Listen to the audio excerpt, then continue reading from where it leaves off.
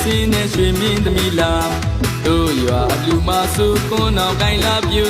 ကဘာကျော်များမြန်မာအာရှတလွားမော်ဒယ်မယ်ရီရှုံးလိမ့်မယ်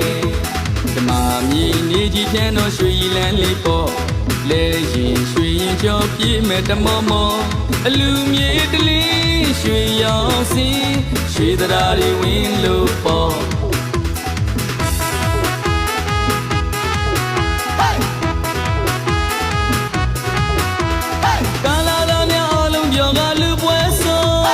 မိန်းကလေးများဟာထီအောင်လေးရတဲ့ချင်းဆုံးအလူတော်လေးကမိုးတော့ညံအောင်ဆိုတီးလို့သူကလေးနဲ့ကားလို့နေပြန်ရွှေရိုးမြင်သူများလည်းပြောအလူရှင်ကြီးလည်းပြောရတနာစိတ်လည်းလူတော်ပြိသိပါမည်ဖြစ်လို့ပြောအလူရှင်ကြီးလည်းပြောမြင်သူများလည်းပြော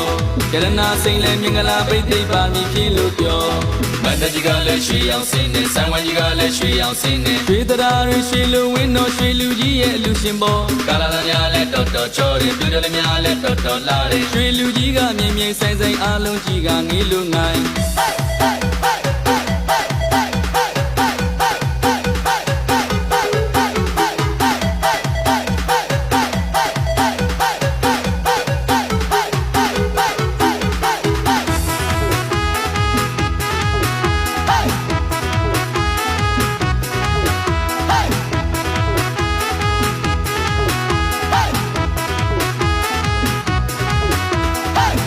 ရောင်ရွှေစင်းနဲ့ရွှေမင်းသမီးလာ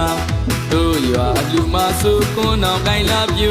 ကဘာကျော်များမြန်မာအာရှတလွားမော်ဒယ်မယ်ရီရှုံးလိမ့်မယ်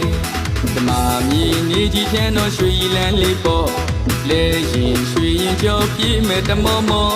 အလူမြေတလေးရွှေရောင်စင်းရွှေတရားတွေဝင်လို့ပေါ့